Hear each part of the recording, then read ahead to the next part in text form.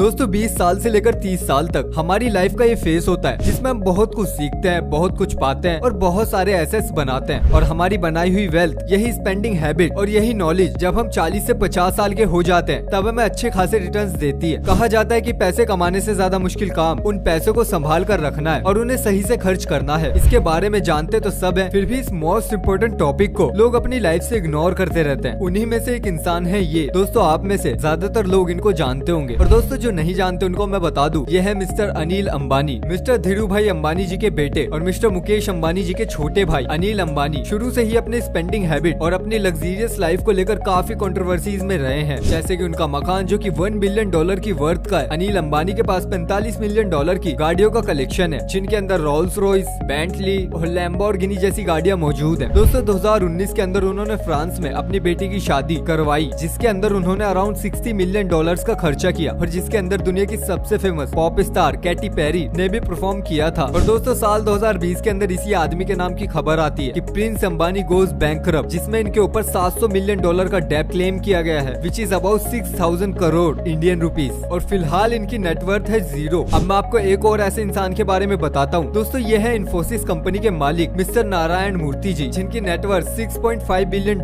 है, जिनकी company India की और पूरी दुनिया की सबसे बड़ी टेक जाइंट कंपनी में से एक है। और इनके दामाद यूके के प्राइम मिनिस्टर है। वो जब भी ऑफिस जाते हैं वो हमेशा घर से अपना लंच पैक करवा कर ले जाते थे। पुणे में ट्रैवल करते समय इकोनॉमी क्लास में ट्रैवल करना पसंद करते थे। उन्हें महंगी महंगी गाड़ियों का, महंगे महंगे कपड़ों का नहीं बल्कि महंगे एक्सपीरियंस का शौक था। उन्होंने अपने एक इंटरव्यू में ये तक कहा कि मुझे मटेरियलिस्टिक चीजों पर पैसा खर्च करने से अच्छा लाइफ और एक्सपीरियंस पर पैसा खर्च करना अच्छा लगता है। और सिर्फ नारायण मूर्ति जी ही नहीं, मिस्टर रतन टाटा जी जब अपनी यंग एज में थे तब वो मुंबई लोकल से ट्रैवल करते थे और टाइम बचाने के लिए ऑफिस के वर्कर के साथ वार्ड में ही सो जाया करते थे। और तो और बॉलीवुड के मशहूर एक्टर अक्षय कुमार भी कोई एक्स्ट्रा ऑर्डिनरी चीजों पर पैसा खर्च नहीं करते हैं, बल्कि वो अपने पैसों को एक नए स्टार्टअप में और रियल एस्टेट में इन्वेस्ट करते हैं, ताकि जब फ्यूचर में वो एक्टिंग ना कर पाए, जब रिटायरमेंट लेने का सोचे तो उनके पास प्लान भी मौजूद हो। हम में से बहुत से लोग अपना करियर शुरू करते हैं तो बिना किसी रोड मैप, बिना किसी गाइडेंस के शुरू कर देते हैं। कुछ लोग काफी ज्यादा इग्नोरेंट होते हैं और कुछ लोग हालतों की वजह से प्रॉपर नॉलेज नहीं ले पाते और जल्दबाजी में पैसा कमाने की रेस में लग जाते हैं। आपने यूट्यूब के ऊपर काफी सारी वीडियोस देखी होंगी, कई बुक्स भी पढ़ी होंगी, जिसमें आपको पैसा कमाने के रूल्स के बारे में बताया जाता है, पर उन पैसों को कहाँ लगाना है, किस तरह खर्च करना है, इन सब चीजों को बहुत कम बताया जाता है। तो आज की इस वीडियो में मैं आपके लिए पैसा खर्च करने की, उसको सेव करके इन्वेस्ट करने की एक अमेजिंग टेक्निक के बारे में बताने वाला हूँ। एक ऐसा रूल जो दुनिया के बड़े बड़े एक्सपर्ट और सभी अमीर लोग सजेस्ट करते हैं। इस रूल को फॉलो करके वॉरेन बफेट, पीटर लिंच, रे डेलियो जैसे बड़े बड़े इन्वेस्टर आज भी बजटिंग का यही रूल सजेस्ट करते हैं। तो उस वर्ल्ड फेमस रूल का नाम है द 50-30-20 रूल। तो दोस्तों 50-30-20 रूल एक ऐसा रूल है जिसके अंदर आपको अपनी कमाई हुई इनकम को 3 अलग अलग हिस्सों में डिवाइड करना होता है, जिसके अंदर 50% वाला पार्ट होता है आपकी नीड, 30% वाला पार्ट होता है आपकी वांट और 20% होती है आपकी सेविंग्स और इन्वेस्टमेंट। तो सबसे पहले आता है 50% फॉर योर नीड्स। दोस्तों नीड्स वो चीज है जो हमको अपनी डे टू डे लाइफ में चाहिए ही चाहिए, इसके बिना हम लाइफ को एक्सपेक्ट नहीं कर सकते, जैसे रोटी, कपड़ा, मकान। पर दोस्तों दिक्कत ये है कि बहुत से लोगों को लगता है कि लोगों की बेसिक नीड बस यही है और इन तीनों चीजों में 50% पैसा थोड़ा ही खर्च हो सकता है। तो दोस्तों मैं आपको बता दूं कि आज हम 50 से 100 साल पुरानी दुनिया में नहीं जी रहे। आज की दुनिया में बेसिक सर्वाइवल के लिए रेंट भी जरूरी है, इलेक्ट्रिसिटी भी जरूरी है, पानी भी जरूरी है और दोस्तों खाने के लिए सिर्फ रोटी नहीं, ग्रोसरीज भी जरूरी है, आपके बच्चे और आपके माँ बाप के एक्सपेंसेस भी जरूरी है। और दोस्तों इसीलिए हम अपनी इनकम का 50% हिस्सा इस जगह पर यूटिलाइज करना पड़ेगा, क्योंकि दोस्तों ये सारे वो आइटम्स है जो हमें एकदम अर्जेंटली रिक्वायर्ड होते हैं और दोस्तों इनके अंडर डिले हमारी मेंटल हेल्थ को खराब कर सकता है। इसीलिए 50% फॉर योर नीड्स। अब आता है 30% for your wants and desires. दोस्तों बजटिंग रूल का अगला हिस्सा आता है वांट्स एंड डिजायर्स का, जिसके अंदर हम अपनी इनकम का 30% पार्ट उस जगह पर खर्च करना चाहिए जिसके अंदर हमको सेटिस्फेक्शन मिलता हो और खुशी मिलती हो। दोस्तों ऐसे एक्सपेंसेस अननेसेसरी तो हैं, लेकिन दोस्तों इन एक्सपेंसेस से हमें अच्छे एक्सपीरियंस मिलते हैं। इसके अंदर वो सारे के सारे एक्सपेंसेस आते हैं जिससे हमारी लाइफ और भी ज्यादा खुशी से और इंजॉयमेंट से भर जाती है, जैसे कि movies, Netflix, travel expenses, gym membership और भी बहुत कुछ। अब दोस्तों बहुत से लोग ये कहते हैं कि अगर आपको अमीर बनना है तब आपको इन सारे फिजूल खर्चों को अवॉइड करना चाहिए और एक फ्रूगल लाइफस्टाइल आपको जीनी चाहिए। पर दोस्तों मैं आपको ऐसा कुछ भी नहीं कहूंगा, क्योंकि दोस्तों हमें कोई भी मोमेंट जीने का मौका एक ही बार मिलता है और जब हम अपने 20s और 30s में होते हैं तब ये हमारी लाइफ का सबसे गोल्डन फेस होता है, जिसके अंदर हमारे पास स्ट्रेंथ, स्टेबिलिटी, फाइनेंस